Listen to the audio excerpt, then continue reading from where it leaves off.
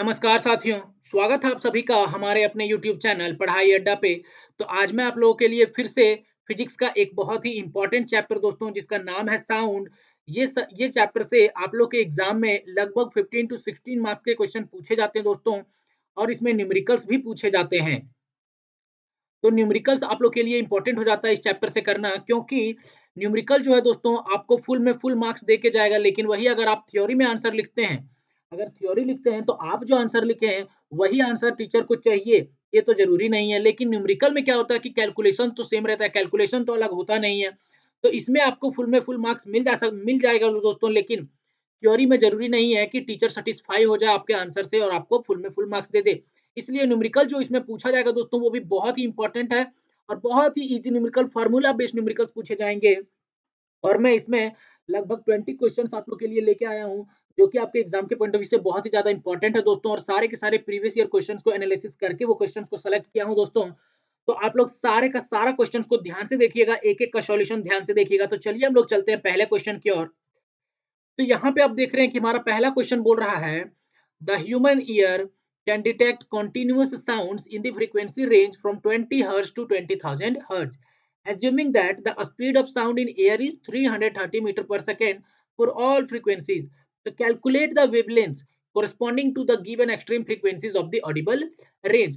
तो यहाँ पे बार बार एक वर्ड आ रहा है दोस्तों, ऑडिबल रेंज। ऑडिबल रेंज क्या है, तो याद रखिए कि ऑडिबल रेंज जो है दोस्तों वो है 20 हर्ट्ज से 20,000 हर्ट्ज तक का साउंड्स को बोलते हैं ऑडिबल रेंज। क्यों? क्योंकि इतने हर्ट्ज तक के साउंड को हमारा ईयर डिटेक्ट कर सकता है, सुन सकता है दोस्तों। इसीलिए इसे क्या बोलते हैं, ऑडिबल रेंज बोलते हैं। और यहाँ पे क्या दिया हुआ है कि एयर में इन सारे फ्रीक्वेंसीज के साउंड का जो स्पीड है वो कितना है, 330 मीटर पर सेकेंड। ये भी क्वेश्चन में हमारा दिया हुआ है। हमें पूछ रहा है कि ये जो ऑडिबल रेंज है, इसका जो एक्सट्रीम फ्रीक्वेंसीज है, ये और ये दोनों का वेवलेंथ क्या होगा, वही हमारे क्वेश्चन में पूछ रहा है। तो हम लोग जानते हैं दोस्तों, अगर थोड़ा सा आप लोग को बताएं, तो स्पीड इज इक्वल टू, हम लोग जानते हैं फॉर्मूला क्या होता है, डिस्टेंस अपॉन टाइम। यही ना होता है, डिस्टेंस अपॉन टाइम। तो यहाँ पे आप देख रहे हैं फ्रीक्वेंसी है हमारा, क्या जो फ्रीक्वेंसी होता है दोस्तों वो इनवर्सली प्रोपोर्शनल होता है टाइम पीरियड के। देखिए, मतलब हम बोल सकते हैं frequency is inversely proportional to time period, यानी कि हम time period is equal to 1 by frequency, ये भी बोल सकते हैं। तो यहाँ पे ये जो फॉर्मूला होता है दोस्तों, इसका होता है एफ इंटू लेमड़ा। और यहाँ पे भी है हमारा स्पीड, एफ है फ्रीक्वेंसी, और लेमड़ा है दोस्तों डिस्टेंस। लेमड़ा क्या होता है, ये डिस्टेंस होता है। मान लीजिए कि ये एक वेव है, ये एक वेव है। तो एक वेव बनाने में जितना डिस्टेंस ये दूरी दूरी तय करता है दोस्तों, इसी को बोलते हैं क्या, वेवलेंथ। या फिर एक क्रेस्ट से दूसरे क्रेस्ट के बीच के डिस्टेंस को हम लोग क्या बोलते हैं, वेवलेंथ बोलते हैं। तो हम जानते हैं कि वेवलेंथ हो गया हमारा डिस्टेंस, टाइम हो गया हमारा क्या, टाइम। और 1 बाई टाइम हमें क्या देता है, 1 बाई टाइम हमें क्या देता है, फ्रीक्वेंसी। इसीलिए यहाँ से फ्रीक्वेंसी, ये जो फॉर्मूला है दोस्तों, यहाँ से डिराइव होता है एफ इंटू लेमड़ा। यहाँ पे एफ हमारा फ्रीक्वेंसी, लेमड़ा है वेवलेंथ। वेवलेंथ एक डिस्टेंस होता है, इसीलिए इसका यूनिट होता है मीटर। फ्रीक्वेंसी क्या है, तो ये रेसिप्रोकल है टाइम का, इसीलिए फ्रीक्वेंसी का यूनिट हो जाएगा दोस्तों क्या, पर सेकंड, या फिर इसी को हर्ट्ज बोलते हैं। तो आशा करता हूं कि ये बेसिक्स आप लोग को पता होगा। तो अब हम चलते हैं सॉल्यूशन की ओर। तो यहाँ पे आप देखिए दोस्तों कि कैसे सॉल्यूशन किया हुआ है। यहाँ पे हम देख रहे हैं कि हम पहला फॉर लोअर एक्सट्रीम फ्रीक्वेंसी के लिए ऑडिबल रेंज फाइंड कर रहे हैं। सॉरी, ऑडिबल रेंज जो हमारा लोअर एक्सट्रीम फ्रीक्वेंसी है उसका वेवलेंथ फाइंड कर रहे हैं। तो यहाँ पे फ्रीक्वेंसी दिया हुआ है 20 हर्ट्ज, स्पीड हमें पता है 320 मीटर पर सेकेंड। तो यहाँ से हम क्या निकालेंगे, वेवलेंथ निकालेंगे। तो v बाई एफ हो जाएगा, wavelength is equal to v by frequency. तो वही चीज यहाँ पे फॉर्मूला लगाया है, v बाई फ्रीक्वेंसी 1, मतलब लोअर एक्सट्रीम फ्रीक्वेंसी का वेवलेंथ। तो यहाँ से वेलोसिटी हमारा 330 मीटर पर सेकेंड, और फ्रीक्वेंसी कितना दिया हुआ दोस्तों, 20। तो यहाँ से कैलकुलेट करेंगे तो आएगा कितना, 16.5 मीटर। मतलब जो लोअर एक्सट्रीम फ्रीक्वेंसी है उसका वेवलेंथ कितना आएगा दोस्तों, 16.5 मीटर। नेक्स्ट हमारा है उसी तरीके से upper extreme frequency of audible range कितना है, तो इसका फ्रीक्वेंसी दिया हुआ 20,000 हर्ट्ज, स्पीड हमें पता है सेम रहेगा। वेवलेंथ जो हम फाइंड करेंगे तो 330 अपॉन 20,000 लिखेंगे। यहाँ पे मीटर, वेवलेंथ का यूनिट होता है दोस्तों मीटर, क्योंकि वेवलेंथ एक डिस्टेंस है, क्या है, डिस्टेंस। और डिस्टेंस का ऐसा यूनिट होता है क्या, मीटर। तो यहाँ से 330 बाई 20,000, तो इस तरीके से आ जाएगा। जो अपर एक्सट्रीम फ्रीक्वेंसी है दोस्तों, अपर एक्सट्रीम फ्रीक्वेंसी, इसका जो वेवलेंथ होगा वो होगा ये। 0.0165 मीटर। इस तरीके से दोस्तों ये हो गया क्वेश्चन नंबर 1 का सॉल्यूशन। अब हम चलेंगे अपने क्वेश्चन नंबर 2 की ओर। तो चलिए दोस्तों, अब हम देखते हैं कि क्वेश्चन नंबर 2 हमारा क्या बोल रहा है। यहाँ पे बोल रहा है an enemy plane is at a distance of 300 kilometre from a radar, कि एक एनिमी का प्लेन है हमारे रडार से 300 किलोमीटर दूर।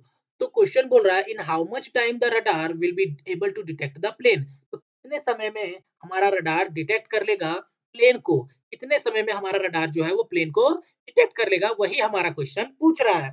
जबकि यहाँ पे दिया हुआ है उस रेडियो वेव का जो सिग्नल निकालेगा, जो रेडियो वेव ये निकालेगा हमारा सिग्नल यहाँ से रडार से जो निकलेगा, उसका वेलोसिटी दिया है दोस्तों 3 इंटू 10 की पावर 8 मीटर पर सेकेंड। तो हमें पूछ क्या रहा है, टाइम पूछ रहा है। इसका वेलोसिटी दिया हुआ है और डिस्टेंस भी दे दिया है, कितना है दोस्तों 300 किलोमीटर। तो हमें क्या पूछ रहा है, टाइम पूछ रहा है। तो हम जानते हैं दोस्तों कि velocity speed is equal to क्या होता है फॉर्मूला, डिस्टेंस अपॉन टाइम। बस सेम यही फॉर्मूला यहाँ पे भी अप्लाई करेंगे तो हमारा आंसर आ जाएगा। तो चलिए आप देखते हैं, यहाँ पे दिया हुआ डिस्टेंस हमारा कितना दिया हुआ दोस्तों 300 किलोमीटर। तो इसको हम लोग चेंज करेंगे किसमें, मीटर में। तो हम जानते हैं कि 1 किलोमीटर में हमारा होता है 1000 मीटर। उसी तरीके से 300 किलोमीटर में कितना मीटर हो जाएगा, 300 इंटू 1000 मीटर, जो कि हो जाएगा 3 इंटू 10 की पावर 5 मीटर। कितना जीरो है यहाँ दोस्तों, 1 2 3 4 5, इसीलिए यहाँ पे 10 की पावर 5 कर दिए हैं। तो यहाँ से डिस्टेंस है हमारा दिया हुआ कितना, 3 इंटू 10 की पावर 5 मीटर। वेलोसिटी हमारा दिया हुआ है 3 इंटू 10 की power 8 metre per second, 3 into 10 की पावर 8 मीटर पर सेकेंड। हमें पूछ क्या रहा है, टाइम। तो हम जानते हैं यहाँ से टाइम अगर निकालेंगे तो हो जाएगा डिस्टेंस अपॉन वेलोसिटी। तो जस्ट वही फॉर्मूला यहाँ पे भी है, पर यहाँ पे डिस्टेंस आप देख रहे हैं 2d लिया है। तो 2d इसलिए लिया है क्योंकि ये रडार क्या करेगा, एक सिग्नल भेजेगा, मतलब पहले उसको 300 किलोमीटर जाने के लिए ट्रेवल करना होगा, सिग्नल वापस लेके आएगा, तब हमें पता चलेगा कि यहाँ पे कोई प्लेन है। तो 300 किलोमीटर गया, 300 किलोमीटर आया, तो 300 300 600, इसीलिए यहाँ पे डिस्टेंस जो है दोस्तों वो कितना लिया है, 2d। तो यहाँ से हम डिस्टेंस का फॉर्मूला लगाएंगे। तो देखिए यहाँ पे डिस्टेंस की जगह पे डिस्टेंस रख दिए, वेलोसिटी की जगह पे वेलोसिटी रख दिए। यहाँ पे 10 का पावर 5 है, यहाँ पे 10 का पावर 8 है, तो ये 5 कटेगा और यहाँ पे बचेगा दोस्तों 10 का पावर 3। अगर ये काटेंगे तो 5 5 कट जाएगा, 3 से 3 कट जाएगा।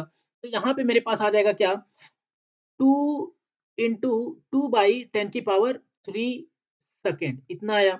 अब ये जो पावर देखिए यहाँ पे 10 की पावर 3 नीचे बेस में है, तब ये पावर प्लस में है, और जब ये ऊपर ले जाते हैं तो इन्वर्स हो जाता है। तो वही यहाँ पे लिखा हुआ 10 की पावर-3, 2 इंटू 10 की पावर-3 सेकेंड। मतलब हमारा रडार जो है इतने सेकेंड में डिटेक्ट कर लेगा इस प्लेन को और उसे डिस्ट्रॉय कर देगा। फिर हम इधर से भेज देंगे मिसाइल और वो डिस्ट्रॉय हो जाएगा। तो आशा करता हूँ कि आप लोगों को ये भी क्वेश्चन जो है समझ में आ गया होगा। अब हम चलते हैं अपने नेक्स्ट क्वेश्चन की ओर दोस्तों, जो कि हमारा क्वेश्चन नंबर 3। यहाँ पे आप देख रहे हैं कि क्वेश्चन नंबर 3 हमारा बोल रहा है name the factor that determines. अब ये तीनों जो दिए हुए हैं, इनमें कौन सा फैक्टर जो है इफेक्ट करता है इन लोगों को। तो हमारा लाउडनेस, लाउडनेस जो है दोस्तों वो एम्पलीट्यूड की वजह से इफेक्ट होता है। किसकी वजह से, एम्पलीट्यूड की वजह से। क्वालिटी जो है वो वेव फॉर्म की वजह से इफेक्ट होता है। वेव फॉर्म अलग होगा तो उस वेव फॉर्म अलग अलग होगा तो उसका क्वालिटी भी अलग अलग होगा। पिच डिपेंड करता है फ्रीक्वेंसी पे दोस्तों, किस पे, फ्रीक्वेंसी पे। तो आप देख रहे हैं यहाँ पे the amplitude of wave determines the loudness of the sound heard. तो जो लाउडनेस होता है साउंड का वो डिपेंड करता है किस पे, एम्पलीट्यूड पे। जो क्वालिटी होता है वो डिपेंड करता है वेव फॉर्म पे। और जो पिच होता है दोस्तों वो डिपेंड करता है फ्रीक्वेंसी पे। आप लोग देख सकते हैं यहाँ पे चार्ट भी मैंने आप लोग के लिए तैयार कर दिया है। तो लाउडनेस में देखिए जो सॉफ्ट साउंड होगा, लाउडनेस डिपेंड करता है एम्पलीट्यूड पे, और लाउडनेस का जो ये होता है दोस्तों, loudness is the directly proportional to the amplitude of square. ये रिलेशन होता है लाउडनेस और एम्पलीट्यूड के बीच में। तो जिसका एम्पलीट्यूड कम वो सॉफ्ट साउंड, उसका लाउडनेस कम, जिसका एम्पलीट्यूड ज्यादा उसका लाउडनेस ज्यादा। उसी तरीके से पिच में बात करेंगे तो पिच में क्या होता है, फ्रीक्वेंसी पे डिपेंड करता है। और जानते हैं दोस्तों कि फ्रीक्वेंसी क्या होता है हमारा, तो एक सेकेंड में जितना वेव बनता है, एक सेकेंड में, एक सेकेंड में जितना वेव बनता है उसी को हम बोलते हैं frequency. Number of waves form in one time period is known as frequency. तो आप देख रहे हैं ये जो है, ये एक सेकंड में मान लीजिए कि एक वेव बना रहा है, पर ये एक सेकंड में दो दो वेव बना ले रहा है, जिसकी वजह से इसका फ्रीक्वेंसी क्या हो गया दोस्तों, ज्यादा हो गया, हाई हो गया। इसका पिच भी क्या हो जाएगा, ज्यादा हो जाएगा। उसी तरीके से क्वालिटी जो डिपेंड करता है वेव फॉर्म में, वेव के बनावट पे डिपेंड करता है दोस्तों। ये देखिए आप, इस तरीके से आशा करता हूँ कि आप लोगों को ये भी क्वेश्चन समझ में आ गया होगा। अब हम चलते हैं अपने नेक्स्ट क्वेश्चन, क्वेश्चन नंबर 4 की ओर। तो चलिए दोस्तों, अब हम देखते हैं कि क्वेश्चन नंबर 4 हमारा क्या बोल रहा है। तो यहाँ पे क्वेश्चन नंबर 4 का फर्स्ट क्वेश्चन बोल रहा है, what are damped vibration? Damped vibration क्या होता है? तो the vibration is referred to as damped vibration, damped when its energy decreases with time and come to stop after some time. मतलब damped vibration उस vibration को बोलेंगे जिसका energy जो है दोस्तों, जिस वाइब्रेशन का एनर्जी लगातार क्या होता चला जाएगा, डिक्रीज करता चला जाएगा और एक समय में आके वो क्या हो जाएगा, रुक जाएगा। मतलब वो वाइब्रेट करना ही बंद कर देगा। उसी को हम बोलते हैं क्या दोस्तों, डैम्प्ड वाइब्रेशन। और डैम्प्ड वाइब्रेशन जो है वो शुरुआत में तो होता है, लेकिन धीरे धीरे होते होते वो क्या हो जाता है, रुक जाता है। और वो रुकने का वजह होता है दोस्तों क्या, कुछ रेजिस्टेंस फोर्स होते हैं जो इसे वाइब्रेट करने के लिए रोकते हैं। जैसे कि हमारा एयर, अगर एयर में वाइब्रेट करेंगे दोस्तों, तो एयर क्या करता है, इसको वाइब्रेट करने से रोकेगा, जिसकी वजह से लगातार इसका एम्पलीट्यूड क्या होता चला जाता है, कम होता चला जाता है और ये एक समय में आके रुक जाता है दोस्तों। तो डैम्प्ड वाइब्रेशन सीधा क्या होता है, तो डैम्प्ड वाइब्रेशन क्या होता है कि जिसका एक वैसा वाइब्रेशन होता है जिसमें क्या होता है कि उस वाइब्रेशन का एनर्जी लगातार डिक्रीज करता चला जाता है टाइम के साथ दोस्तों, और एक समय में आके रुक जाता है। पर वो रुकता किसकी वजह से है, तो रेजिस्टेंस फोर्स की वजह से, जो हमारा मीडियम में, जो हमारे मीडियम में मौजूद होते हैं उसकी वजह से। नंबर 2 बोल रहा है क्या, give one example of damped vibration. तो बहुत सारे एग्जांपल है। कोई भी आप मतलब हवा में किसी भी चीज को वाइब्रेट कर लीजिए, तो वो क्या हो जाएगा, कुछ समय के बाद अपने वाइब्रेट करना रुक जाएगा। तो वो एग्जांपल हो गया किसका दोस्तों, डैम्प्ड वाइब्रेशन का। जैसे कि पेंडुलम क्लॉक हो गया, वाइब्रेटिंग स्प्रिंग हो गया। आप कुछ भी इधर से रस्सी बांध के आप वाइब्रेट कर दीजिए एक बार, वो रुक जाएगा, वो भी हो जाएगा damped vibration. Next third number question बोल रहा है क्या, name the phenomena that causes a loud sound when the stream of vibrating tuning fork is kept pressed on the surface of a table. वो कौन सा फिनोमेना होगा जब हमारा जो ट्यूनिंग फोक होगा, जब उसे हम सरफेस, टेबल के सरफेस पे प्रेस करेंगे तो वो लाउड साउंड प्रोड्यूस करेगा, वो कौन सा फिनोमेना होगा।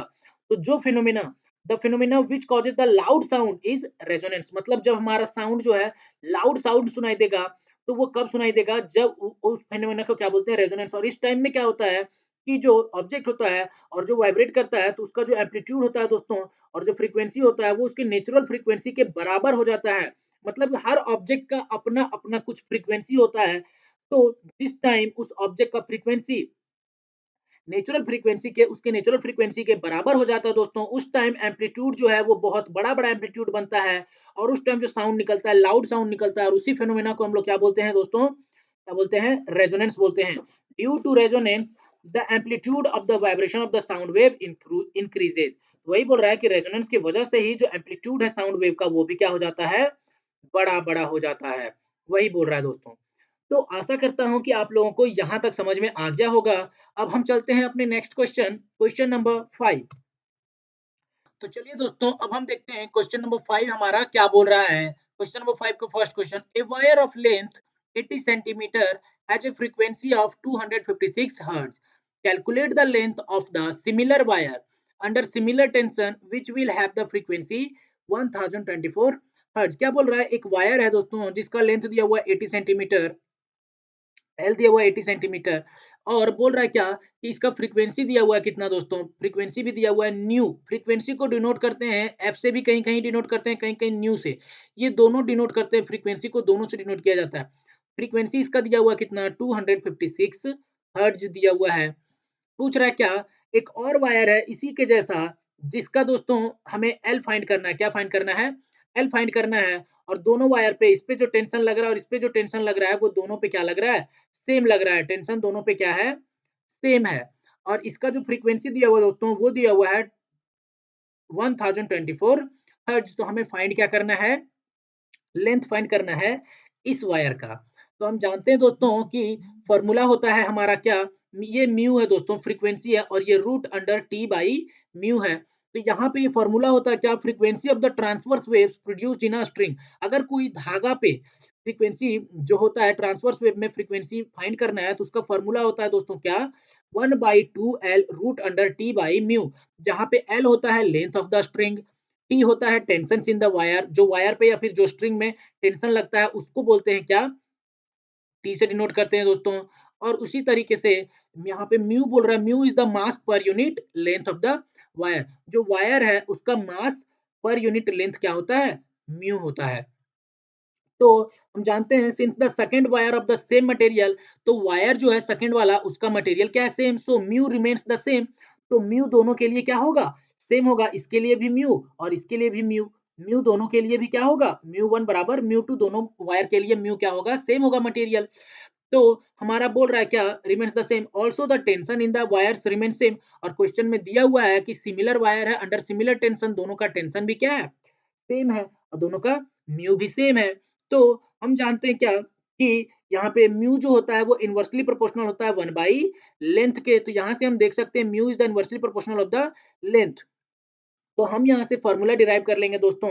अगर हम फर्स्ट वायर के लिए लिखें तो यहाँ पे mu one by mu two is equal to L two upon L one, ये हो जाएगा फॉर्मूला दोस्तों, जो कि मैंने यहाँ पे लिखा है। और ये कैसे आएगा तो आप लोग देख लीजिए, आप लोग सारा चीज पुट कीजिए यहाँ पे। तो देखिए दोस्तों, अगर हम म्यू वन फाइंड करें तो म्यू वन हमारा हो जाएगा 1/2 L1 root under T1 upon mu one. उसी तरीके से म्यू टू फाइंड करेंगे दोस्तों तो 1/2 L2 root under T2 upon mu two. तो हम जानते हैं अगर दोनों को डिवाइड करेंगे तो ये दोनों तो सेम है। अब यहाँ पे 2 से 2 कट गया, तो यहाँ से दोस्तों ये L2 ऊपर चला जाएगा, तो वही आया mu one upon mu two equal to L2 upon L1। यहाँ से भी सेम फार्मूला डिराइव हुआ, उसी तरीके से यहाँ पे फार्मूला लिखे हैं दोस्तों। अब हमें फाइंड क्या करना है, L2 फाइंड करना है, बाकी सब वैल्यू रख देते हैं। तो म्यू वन है हमारा 256, म्यू टू है हमारा कितना 10,000, सॉरी 1024 हर्ट्ज, और L2 हमें फाइंड करना है और ये दिया हुआ 80 सेंटीमीटर। तो यहाँ से जब इसको कट करेंगे तो L2 आ जाएगा हमारा कितना 20 सेंटीमीटर। मतलब जो दूसरा वायर होगा उसका लेंथ कितना होगा दोस्तों, 20 सेंटीमीटर का होगा। इस तरीके से आशा करता हूँ कि आप लोगों को ये भी क्वेश्चन समझ में आ गया होगा। अब हम चलेंगे अपने नेक्स्ट क्वेश्चन की ओर दोस्तों। तो चलिए अब हम देखते हैं 5 का क्वेश्चन नंबर 2 हमें क्या बोल रहा है। A certain sound has a frequency of 256 hertz and wavelength of 1.3 metre. एक साउंड है दोस्तों जिसका फ्रीक्वेंसी दिया हुआ है 256 हर्ट्ज और वेवलेंथ दिया हुआ है लैम्बडा कितना दिया हुआ है 1.3 मीटर।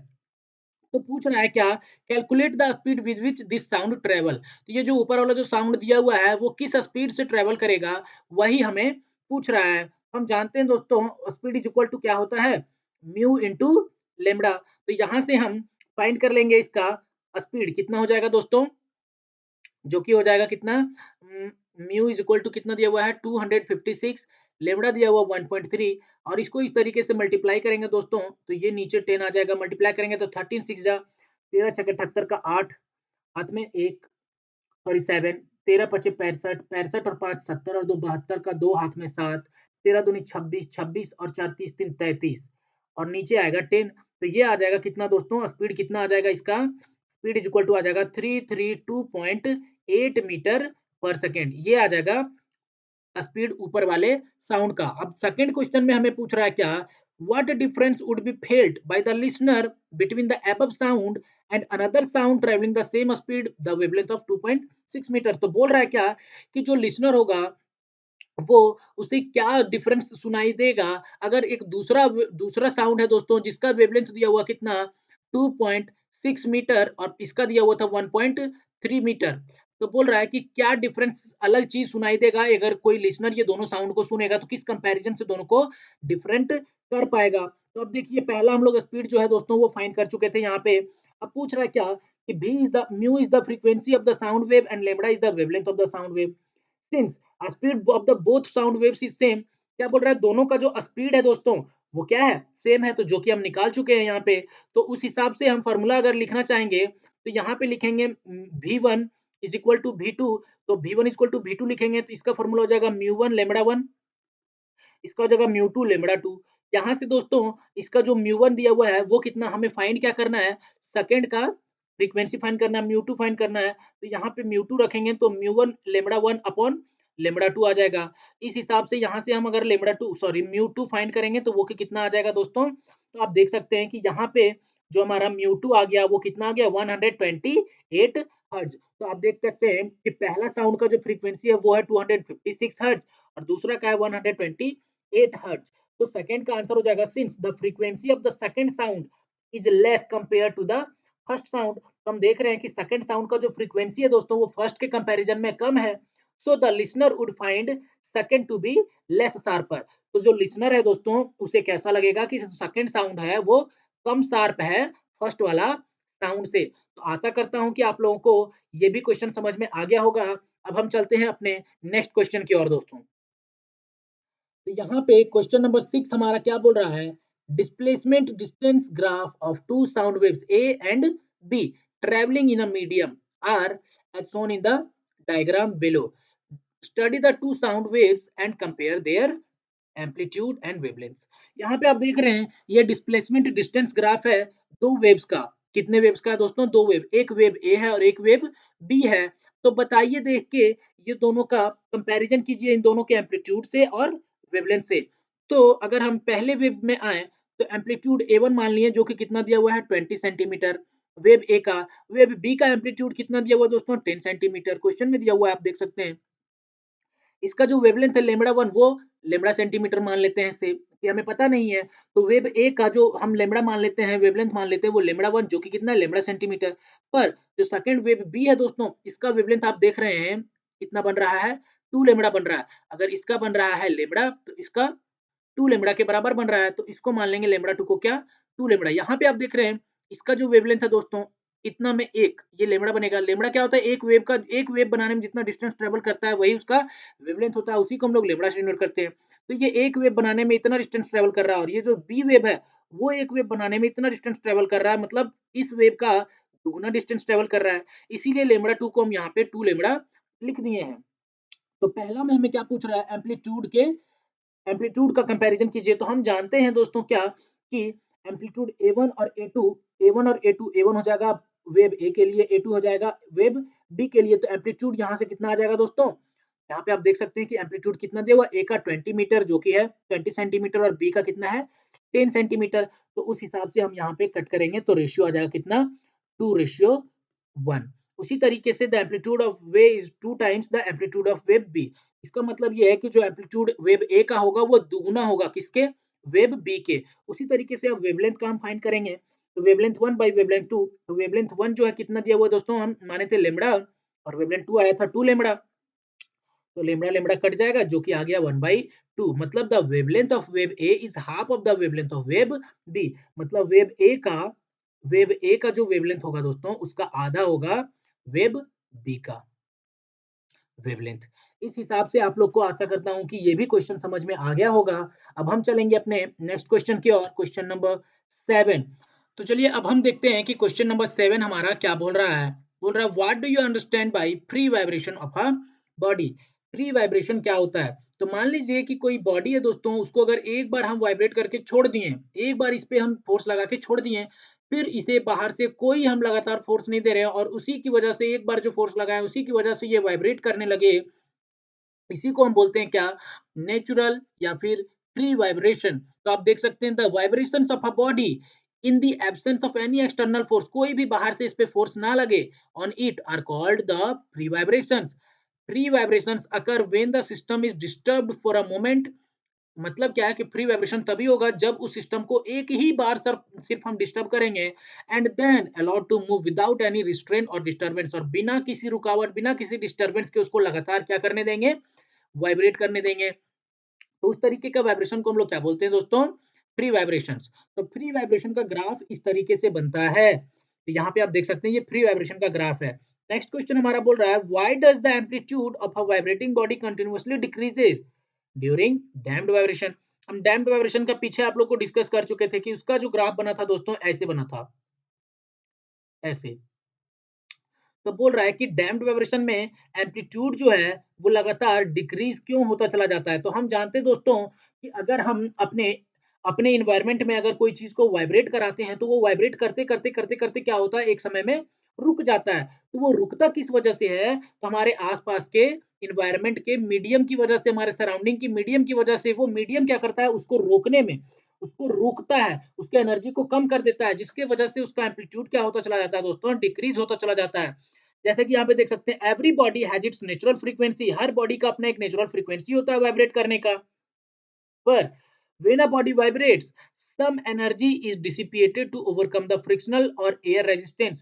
तो जब बॉडी कोई वाइब्रेट करता है तो कुछ कुछ एनर्जी जो है उसको फ्रिक्शनल फोर्स को हटाने में और हवा के रेजिस्टेंस को रोकने में भी क्या करना पड़ता है, खर्च करना पड़ जाता है, जिसके वजह से वो डैम्प्ड फोर्स में क्या होता चला जाता है अपने सराउंडिंग मीडियम की वजह से, which reduces the amplitude of vibration continuously reduce, मतलब जिसकी वजह से उसका एम्पलीट्यूड जो है वो लगातार क्या होता चला जाता है, रिड्यूस होता चला जाता है।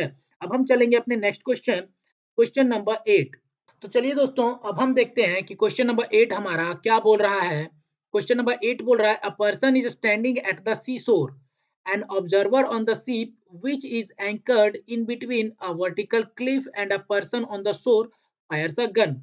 क्या बोल रहा है कि एक आदमी जो है वो जो है सी शोर पे खड़ा है, और एक दूसरा आदमी ऑब्जर्वर जो है वो है जो कि एक क्लिफ, और ये जो आदमी शोर पे खड़ा है उसके बीच में एक शिप पे एंकर्ड है, मतलब यहाँ पे शिप खड़ा है, उसी पे वो आदमी ऑब्जर्वर है, और वो क्या करता है, एक गन को फायर करता है। तो बोल रहा है the person on the shore hears two sound. तो जो किनारे आदमी खड़ा है इसको दो साउंड सुनाई देता है, एक 2 सेकंड में और एक दूसरा साउंड सुनाई देता है 3 सेकंड में।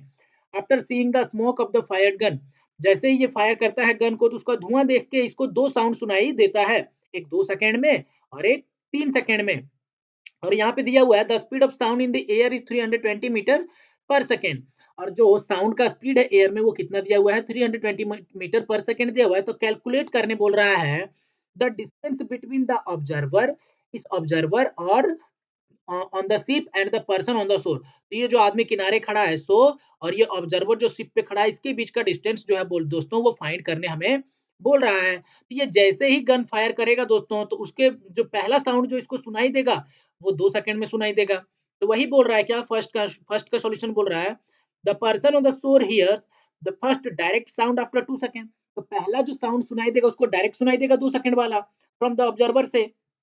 तो इसके बीच में डिस्टेंस का जो हो जाएगा वो फॉर्मूला क्या हो जाएगा दोस्तों, d इज इक्वल टू, क्योंकि हम जानते हैं स्पीड इज इक्वल टू होता है डिस्टेंस अपॉन टाइम, तो यहाँ से d इज इक्वल टू हो जाएगा स्पीड इनटू टाइम। तो यहाँ पे स्पीड इनटू टाइम लिख दिया दोस्तों। स्पीड हमारा दिया हुआ है कितना, 320 मीटर पर सेकेंड स्पीड दिया हुआ है, और टाइम कितना है दोस्तों, 2 सेकेंड। टाइम कितना है, 2 सेकेंड। तो यहाँ पे 320 इंटू टू, तो ये डिस्टेंस आ गया कितना, 640 मीटर पर सेकंड। मतलब ऑब्जर्वर और मैन, जो ऑब्जर्वर और जो बाहर सी शोर पे आदमी खड़ा था वो दोनों के बीच का डिस्टेंस कितना आ गया दोस्तों, 60 मीटर, 640 मीटर।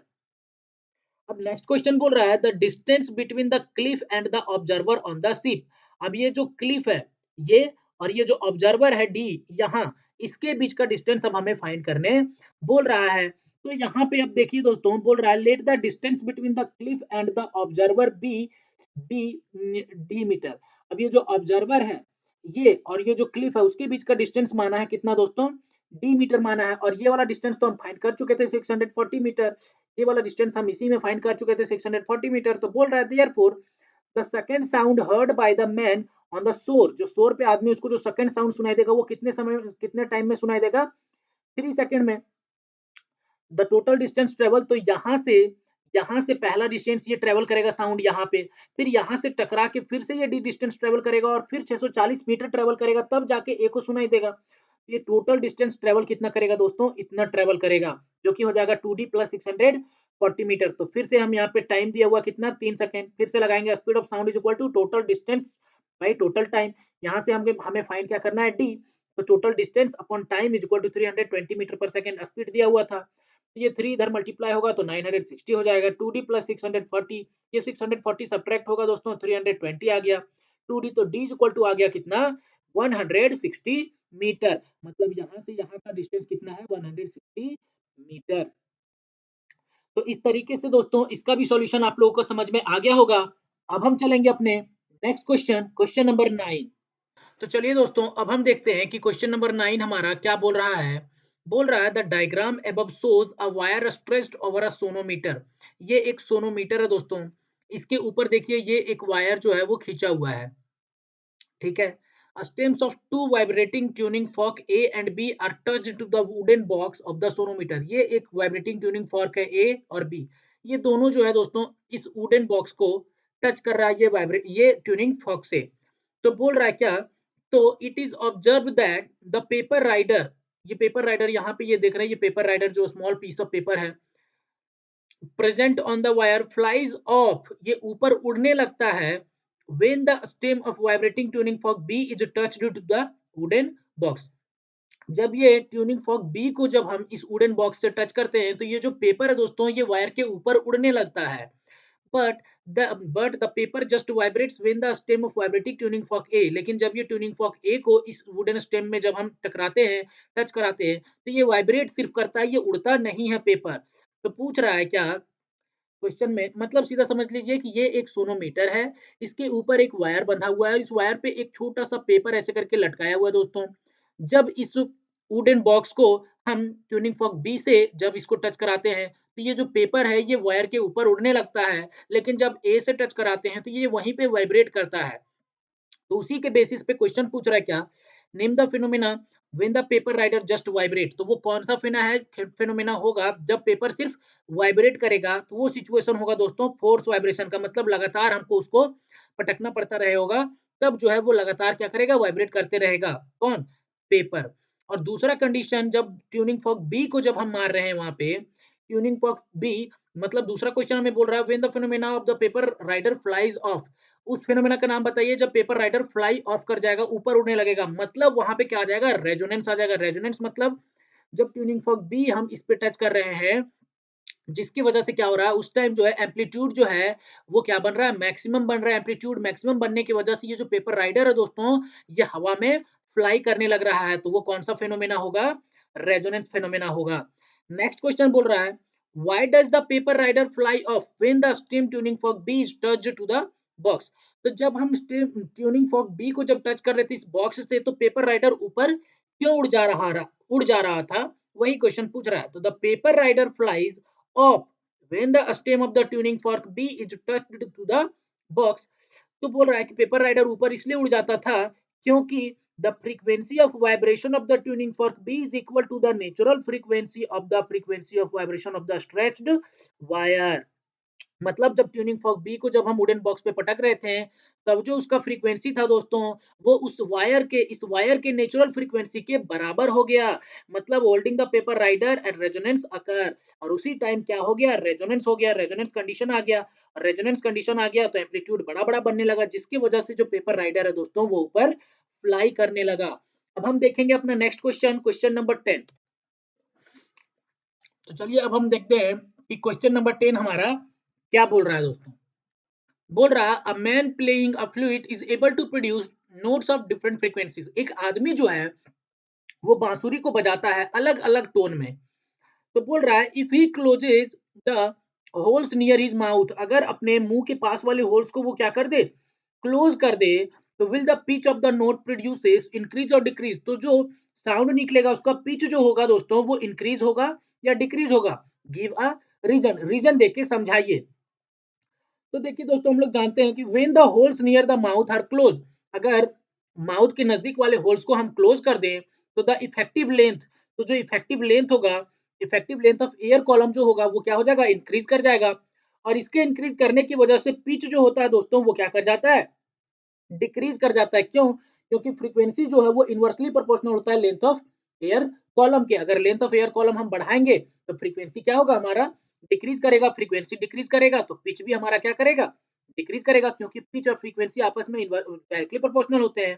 तो इस तरीके से as the frequency of note produce is inversely proportional to the length of air column, मतलब ये जो एयर कॉलम का लेंथ है वो फ्रीक्वेंसी से इनवर्सली प्रोपोर्शनल होता है। इसीलिए दोस्तों यहाँ पे एयर कॉलम का लेंथ बढ़ जाएगा तो उसका जो पिच हो जाएगा वो क्या हो जाएगा, डिक्रीज हो जाएगा। नेक्स्ट क्वेश्चन अब हम देखेंगे, क्वेश्चन नंबर 11। तो यहाँ पे आप देख रहे हैं कि क्वेश्चन नंबर 11 हमारा बोल रहा है two waves of the same pitch, दोनों का पिच क्या है, सेम है, मतलब फ्रीक्वेंसी क्या है, दोनों का सेम है। Have amplitudes, have amplitudes in the ratio, लेकिन एम्पलीट्यूड का रेशियो दिया हुआ दोस्तों A1 A2 दिया हुआ 1/3। तो what will be the ratio of their intensities, तो वो दोनों के इंटेंसिटी का रेशियो क्या होगा और फ्रीक्वेंसी का रेशियो क्या होगा। तो हम जानते हैं intensity is the measure of loudness, intensity से ही लाउडनेस हमें पता चलता है। इंटेंसिटी मतलब कितना एनर्जी है पार्टिकल्स के पास, जितना ज्यादा एनर्जी उतना ज्यादा इंटेंसिटी, जितना ज्यादा इंटेंसिटी होगा उतना ज्यादा एनर्जी होगा, और उतना ज्यादा एनर्जी होगा उतना लाउड साउंड निकलेगा, क्योंकि उतना बड़ा बड़ा एम्पलीट्यूड बनेगा। तो उस हिसाब से हम जानते हैं दोस्तों क्या, कि लेंथ जो होता है वो एम्पलीट्यूड के स्क्वायर के डायरेक्टली प्रोपोर्शनल होता है।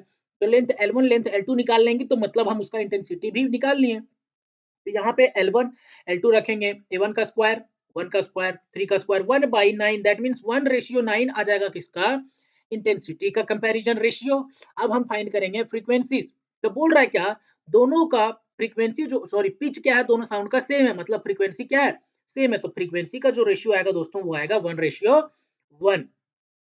तो इस तरीके से अब हम चलेंगे अपने नेक्स्ट क्वेश्चन, क्वेश्चन नंबर 12। तो यहाँ पे आप देख रहे हैं कि क्वेश्चन नंबर 12 हमारा बोल रहा है define resonant vibrations. Resonant vibration क्या होता है, and which characteristics of sound makes it possible to recognize a person by his voice without seeing him.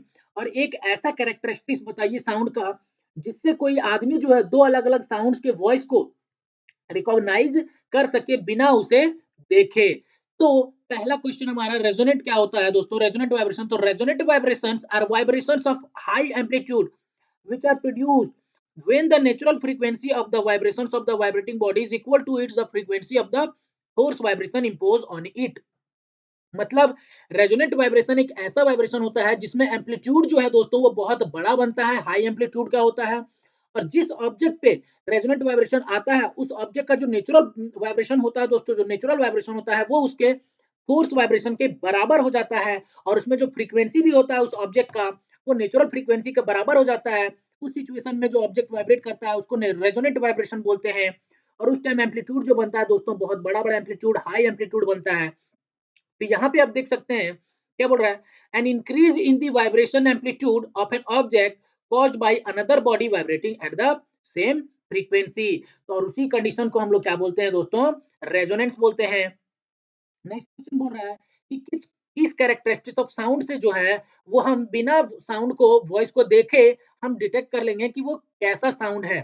तो वो प्रॉपर्टी होता है दोस्तों, वो कैरेक्टरिस्टिक्स होता है क्वालिटी, जिसको हम लोग टिम्बर भी बोलते हैं। Is the characteristics of sound that makes it possible to recognize a person by his voice without seeing him.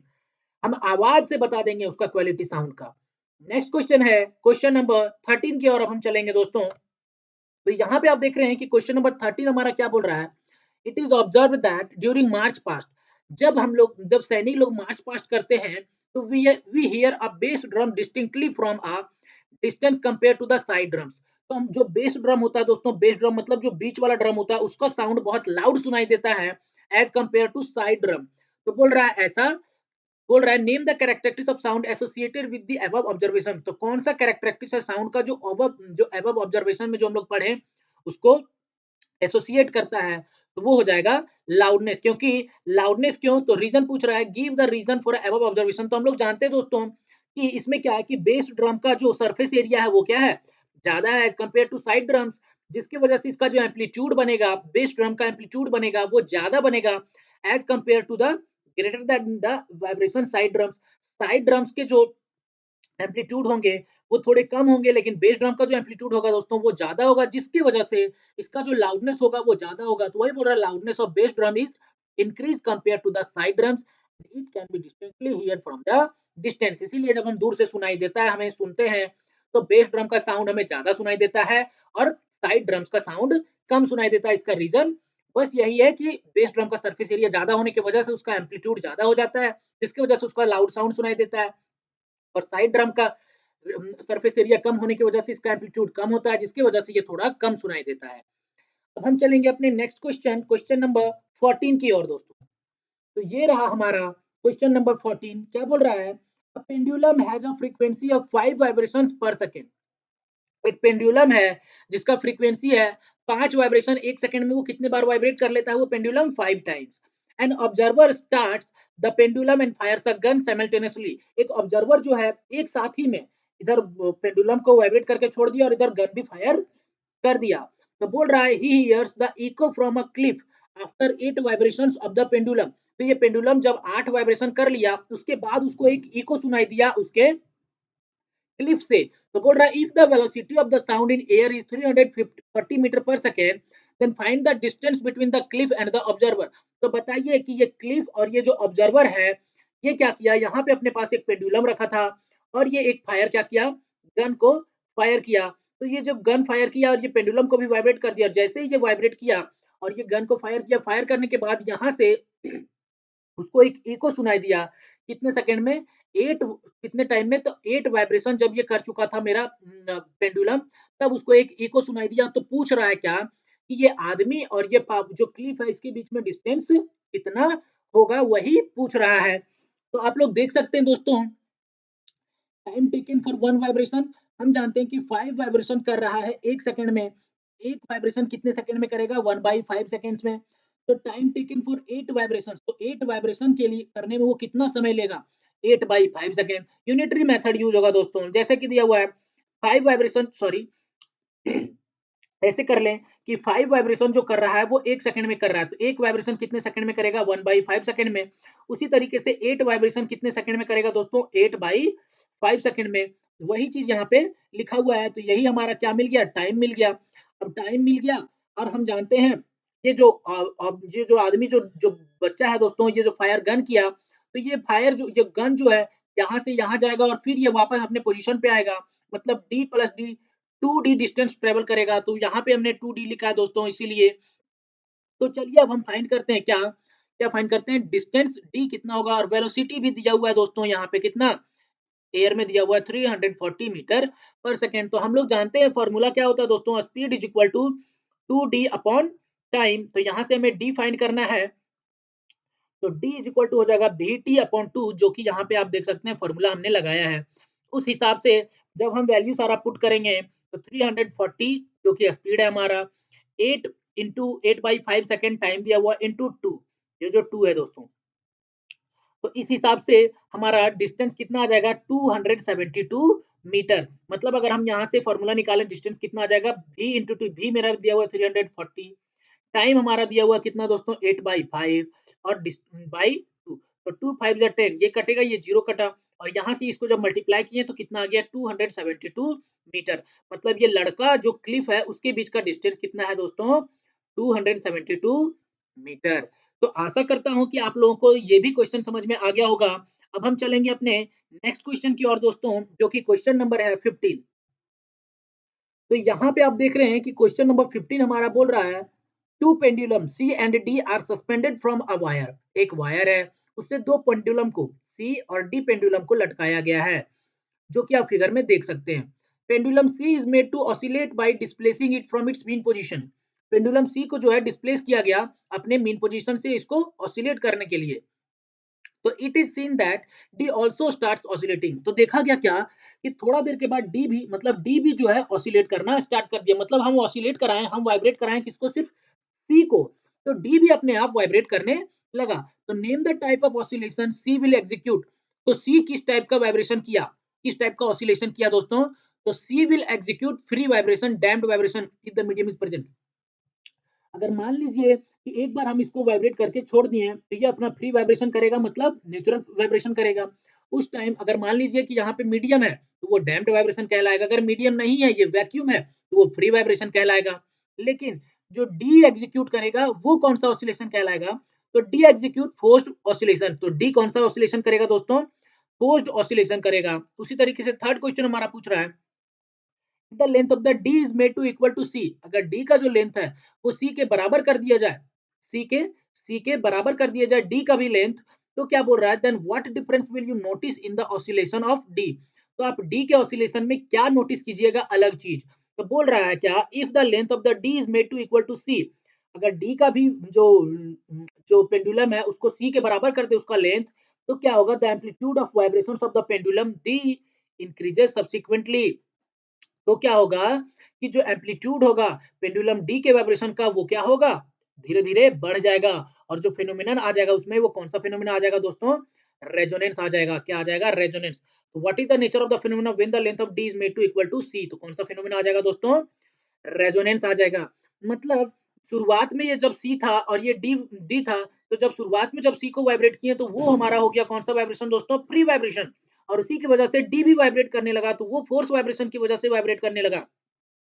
और जैसे ही दोनों का लेंथ बराबर कर दिए, तो ये दोनों क्या करने लगे, वाइब्रेट करने लगे। और इस टाइम जो एम्पलीट्यूड है वो हाई बन गया, और उस टाइम जो दोनों का वाइब्रेशन होगा दोस्तों, और उस टाइम जो कंडीशन आ जाता है वो आ जाता है रेजोनेंस फिनोमिना आ जाता है। अब हम चलेंगे अपने नेक्स्ट क्वेश्चन, क्वेश्चन नंबर 16 की ओर दोस्तों। तो यहाँ पे आप देख रहे हैं कि क्वेश्चन नंबर 16 हमारा क्या बोल रहा है, क्योंकि एक बहुत ही आसान क्वेश्चन है। Draw a graph between displacement from mean position और and time for a body executing free vibration in the vacuum. Vacuum में मतलब कोई मीडियम नहीं है, वहां पे कोई बॉडी एक फ्री वाइब्रेशन कर रहा है, तो उसका एम्पलीट्यूड जो है दोस्तों वो हमेशा क्या रहेगा, सेम रहेगा, और ये बनेगा ग्राफ उसका फ्री वाइब्रेशन का। नेक्स्ट क्वेश्चन है हमारा, a sound wave travelling in water has wavelength 0.4 meter. कोई साउंड है, साउंड वेव है जो कि वाटर में ट्रेवल ट्रेवल कर रहा है, जिसका वेवलेंथ है 0.4 meter. Is this wave audible in air? तो बोल रहा है क्या कि ये जो साउंड है दोस्तों, साउंड वेव जो है वो एयर में सुनाई देगा। The speed of the water is 1400 meter per second. Water में जो स्पीड है साउंड का वो दिया हो 1400 मीटर पर सेकेंड। तो हम यहाँ से निकाल रहे हैं क्या, स्पीड इज इक्वल टू, हम जानते हैं फ्रीक्वेंसी इनटू होता है वेवलेंथ। तो यहाँ से दोस्तों फ्रीक्वेंसी हमारा आ गया कितना, 3500 हर्ट्ज। तो हम जान रहे हैं कि ये ऑडिबल रेंज के अंदर आ रहा है। ये जो फ्रीक्वेंसी है दोस्तों 20 हर्ट्ज और 20,000 हर्ट्ज के अंदर आ रहा है, मतलब ऑडिबल रेंज के अंदर आ रहा है, तो हम इसको एयर में क्या कर सकते हैं, सुन सकते हैं। क्यों? क्योंकि frequency remains unchange in air, the wave is audible in the air because इतना falls the audible range of the frequency. और फ्रीक्वेंसी कभी भी मीडियम की वजह से चेंज नहीं करता है। फ्रीक्वेंसी एकमात्र ऐसा क्वांटिटी है दोस्तों, क्वालिटी है, जो मीडियम की वजह से चेंज नहीं करता है। तो आप लोग को आशा करता हूं कि ये भी क्वेश्चन समझ में आ गया होगा। अब हम चलेंगे अपने नेक्स्ट क्वेश्चन, क्वेश्चन नंबर 17 की ओर दोस्तों। तो यहाँ पे आप देख रहे हैं कि क्वेश्चन नंबर 17 हमारा क्या बोल रहा है, name the system which enables us to locate underwater objects by transmitting ultrasonic waves and detecting the reflecting impulse। तो वो सिस्टम का नाम बताइए जिसकी वजह से हम क्या करते हैं, अंडर वाटर मतलब पानी के अंदर कोई चीज है उसको डिटेक्ट कर पाते हैं अल्ट्रासोनिक वेव्स की वजह से। तो वो जो सिस्टम है दोस्तों उसे हम बोलते हैं क्या, सोनार, जिसका फुल फॉर्म होता है साउंड नेविगेशन एंड रेंजिंग। तो ये एक ऐसा सिस्टम होता है दोस्तों जिसकी वजह से हम अंडर वाटर में कोई भी ऑब्जेक्ट है तो उसे हम ट्रांसमिट कर सकते हैं, बता सकते हैं कि वो कहाँ पे है, बाय यूजिंग अल्ट्रासोनिक वेव्स। कैसे? तो देखिए ये मान लीजिए कि हमारा पानी जहाज है, ये है हमारा शिप, और ये शिप है दोस्तों, और शिप और नीचे हमारा ये चट्टान है। तो हम यहाँ से क्या किए, इम्पल्स ट्रांसमिट किए। तो जैसे ही इम्पल्स गया, अब यहाँ पे उसको मिला क्या, ऑब्स्टेकल, यहाँ से टकरा के वो इम्पल्स वापस आया, तो अब हमें पता चल गया कि ये जो ऑब्जेक्ट है वो हमसे कितना दूर पे है। इसी तरीके से ये सिस्टम वर्क करता है। नेक्स्ट क्वेश्चन बोल रहा है what are acoustically measurable quantities related to the pitch and loudness. तो बोल रहा है कि the acoustically measurable quantity related to pitch is frequency and loudness is intensity of sound. Pitch से क्या फाइंड कर किया जाता, फ्रीक्वेंसी से क्या फाइंड किया जाता है, पिच, और इंटेंसिटी से लाउडनेस दोस्तों। तो आशा करता हूं कि आप लोग को ये भी क्वेश्चन समझ में आ गया होगा। अब हम चलेंगे अपने नेक्स्ट क्वेश्चन, क्वेश्चन नंबर 18। तो चलिए दोस्तों अब हम देखते हैं कि क्वेश्चन नंबर 18 हमारा क्या बोल रहा है। बोल रहा है कि when a tuning fork vibrating is held close to ear, one hears a faint sound, faint hum. The same vibrating tuning fork is held such that its stem is in contact with the table surface, then one hears a loud sound. Explain। क्या बोल रहा है कि मेरे पास एक tuning fork है, एक जब हम उसको हवा में सिर्फ ऐसे ही उस ट्यूनिंग फॉर्क को जब एयर में हम ऐसे ही इसको इसको हिलाते हैं तो हमें एक थोड़ा सा फेंट साउंड सुनाई देता है, फुन करके। लेकिन वही अगर हम टेबल टॉप पे उसको, अगर टेबल टॉप पे इस ट्यूनिंग फॉर्क को पटकेंगे तो हमें एक लाउड साउंड सुनाई देता है दोस्तों। तो बताइए इसके पीछे का रीजन क्या है और एक्सप्लेन कीजिए।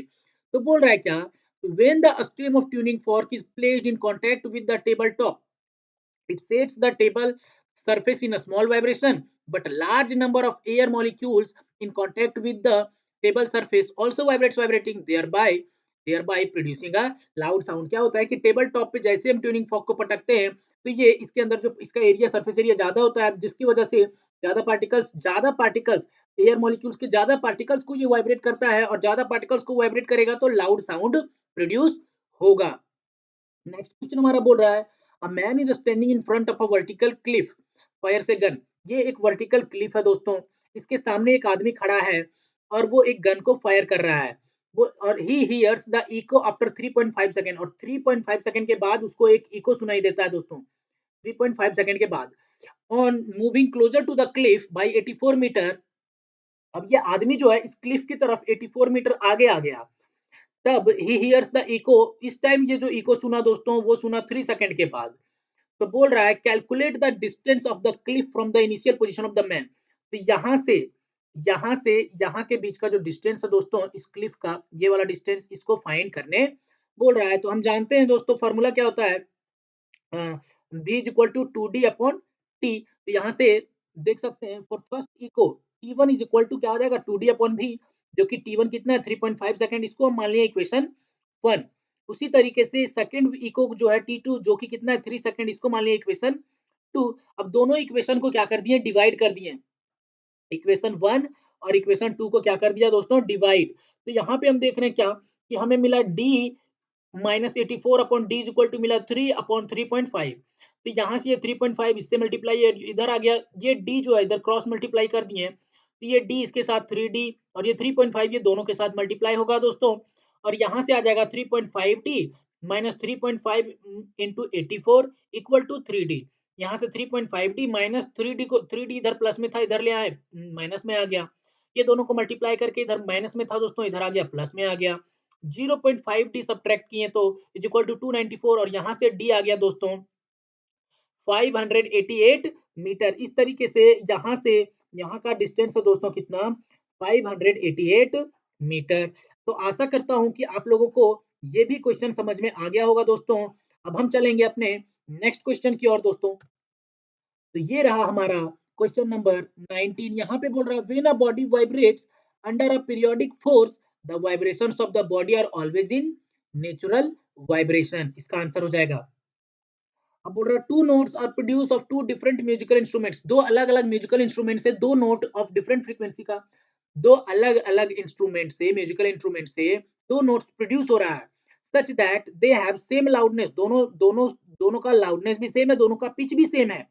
तो बोल रहा है the produce notes differ in their, तो हम वो दोनों नोट्स को किस बेसिस पे डिफर कर सकते हैं, डिफरेंस कर सकते हैं, तो उसके वेव फॉर्म के बेसिस पे। A metal of foot ruler is held at the edge of a table. It is pressed at its free end and then released. It vibrates. क्या बोल रहा है कि हमने एक टेबल के एज पे देखिए इस तरीके से स्केल पकड़ा है और उसको एक बार वाइब्रेट करके छोड़ दिए हैं। तो बोल रहा है नेम द वाइब्रेशन प्रोड्यूस। तो ये कैसा वाइब्रेशन प्रोड्यूस करेगा दोस्तों, डैम्प्ड वाइब्रेशन प्रोड्यूस करेगा। अब नेक्स्ट क्वेश्चन हमारा बोल रहा है state one way to increase the frequency of this vibration. अब इस वाइब्रेशन का हमको फ्रीक्वेंसी इंक्रीज करना है, तो एक तरीका बताइए। तो बोल रहा है कि अगर हम इस स्केल को क्या बोल रहा है कि अभी देखिए मान लीजिए कि हमारा स्केल ऐसे है और यहाँ पे इतना ही हम बाहर निकालें, तो ये जो लेंथ है दोस्तों, ये जो लेंथ है हमारा जो बाहर निकला हुआ है, ये जितना कम रहेगा उतना ज्यादा इसका फ्रीक्वेंसी हाई होगा। तो वही बोल रहा है if we place the ruler partially off the table then the shorter length of ruler is free to vibrate. तो बहुत कम ही लेंथ जो है फ्री रहेगा वाइब्रेट करने के लिए, जिसकी वजह से क्या होगा, hence the frequency of vibration increases. मतलब the shorter the length of the ruler, मतलब स्केल का लेंथ जो है, स्केल का लेंथ छोटा रहेगा तो उसी हिसाब से उसका जो फ्रीक्वेंसी है दोस्तों वो क्या होगा, ज्यादा होगा। तो ये रिलेशन है। तो इसी तरीके से ये आप लोग घर में भी इसको प्रैक्टिस कर सकते हैं दोस्तों। स्केल लेके आप लोग क्या कीजिएगा, पहले थोड़ा सा स्केल को बाहर कीजिएगा और वाइब्रेट करके देखिएगा, तो आप देखिएगा कि कब वाइब्रेशन जो है सबसे ज्यादा हो रहा है। तो सबसे ज्यादा वाइब्रेशन तभी होगा जब जरा सा स्केल का पार्ट बाहर होगा और उसको वाइब्रेट कीजिएगा तब। तो इस तरीके से क्वेश्चन नंबर 19 भी आप लोगों को समझ में आ गया दोस्तों। अब हम चलेंगे अपने नेक्स्ट क्वेश्चन, क्वेश्चन नंबर 20 की ओर। तो यहाँ पे आप देख रहे हैं हमारा क्वेश्चन नंबर 20 और ये आपका लास्ट क्वेश्चन होगा इस सेशन का दोस्तों। तो आप लोग देख रहे हैं ए में बोल रहा है which characteristics of sound is affected due to larger surface of school bell। School bell में जो है उसका सरफेस एरिया ज्यादा होता है, तो कौन सा साउंड का कैरेक्टरिस्टिक्स उसको अफेक्ट करता है दोस्तों, तो क्या करता है एम्पलीट्यूड। तो बोल रहा है the larger the surface area of vibrating body more is the amplitude and hence the intensity of sound produce is ज्यादा मोर। मतलब ये है कि जितना ज्यादा सरफेस एरिया रहेगा उसका एम्पलीट्यूड उतना ज्यादा होगा और उतना ज्यादा एम्पलीट्यूड होगा तो उसका इंटेंसिटी भी उतना ज्यादा होगा और साउंड जो प्रोड्यूस होगा वो भी क्या होगा, ज्यादा होगा दोस्तों। नेक्स्ट क्वेश्चन बोल रहा है calculate the distance covered by the ultrasonic wave having a velocity 1.5 meter 1.5 kilometer per second in 14 second. तो बोल रहा है डिस्टेंस फाइंड करने बोल रहा है हमें अल्ट्रासोनिक वेव का, जिसका स्पीड है दोस्तों कितना 1.5 किलोमीटर पर सेकंड और कितने समय तक वो ट्रेवल कर रहा है 14 सेकंड तक when it is received after reflection by the receiver on sonar। मतलब समझिए कि यहाँ पे एक ऑब्जेक्ट है, वो एक वेव को बाहर निकाला, तो और वो जो है वेव यहाँ से बाहर निकाला 14 सेकंड में उसके पास वो वेव पहुंच भी गया। ये सोनार सिस्टम है दोस्तों। 14 सेकंड में वो भी इसके पास पहुंच भी गया। तो बोल रहा है कि ये जो डिस्टेंस है ये दोनों के बीच में वो कितना होगा, यही पूछ रहा है हमें इसमें क्वेश्चन। तो देखिए दोस्तों, गिवन दिया हुआ क्या, वेलोसिटी दिया हुआ हमें, ये टाइम दिया हुआ 14 सेकंड, तो डिस्टेंस इक्वल टू जानते हैं वेलोसिटी इनटू टाइम बाय 2, क्योंकि हम लोग जानते हैं दोस्तों स्पीड इक्वल टू होता है 2d बाय टाइम। तो यहाँ से हम निकालेंगे डिस्टेंस, तो डिस्टेंस हो जाएगा vt अपॉन 2। तो उस हिसाब से वेलोसिटी दिया हुआ है हमारा दोस्तों कितना, 1.5 किलोमीटर। एज यहाँ पे बोल रहा है as the wave travels to the target and back to the distance covered will be half the distance travelled by the wave.